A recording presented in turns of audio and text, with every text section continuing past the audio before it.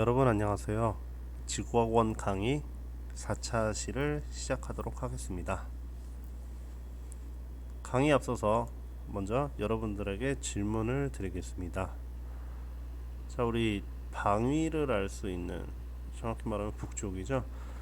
이 나침반을 이용해서 나침반의 자침이 가리키는 북쪽으로 계속해서 가다 보면 우리는 북극점에 도달할 수 있을까 하는 질문에 대해서 북극점에 도달할 수가 없습니다.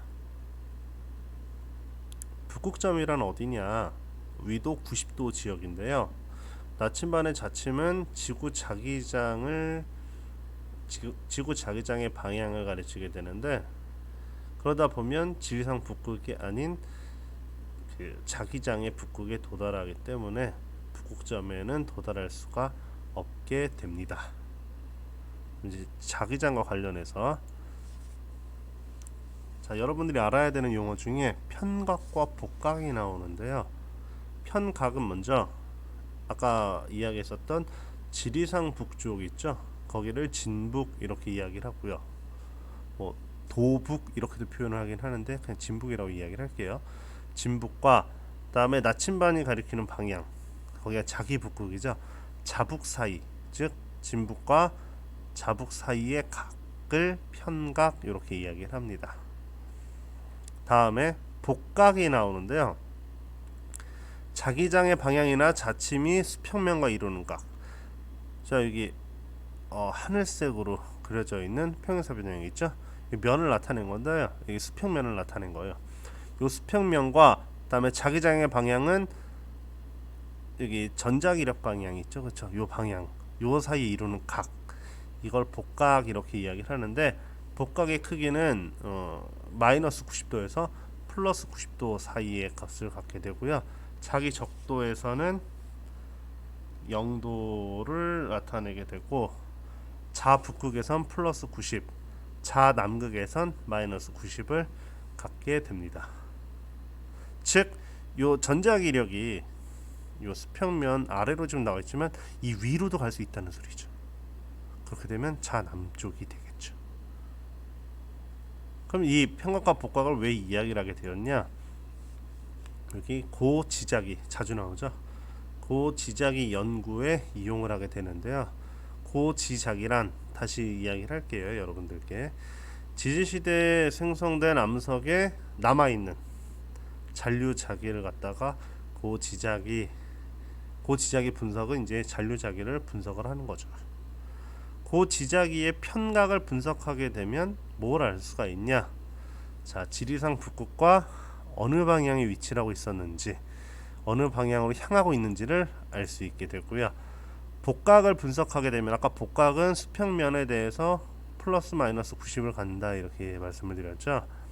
암석이 생성될 당시에 지리상 북극과 얼마나 떨어져 있는지, 즉 하고 싶은 말은 요거예요.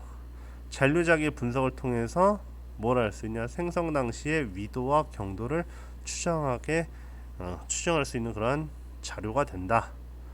요 내용을 알게 되면 될 것 같습니다. 그러면 대륙 이동의 경로를 연구를 하게 되는데, 자, 암석의 나이와 복각을 측정하게 되면은 이 암석이 생성될 당시의 위도를 추정할 수 있게 되고요. 그 복각을 측정한 결과 우리나라 한반도도 지금 북반구 중위도에 위치를 하지만, 사실 우리 한반도는 고생된 적도 부근에 위치를 했었다는 거죠. 저위도 지역에. 하지만 이 대륙 이동과 함께 북상하면서 중생대쯤에 현재 중위도에 위치를 하게 되었다. 이런 사실을 알게 되었습니다.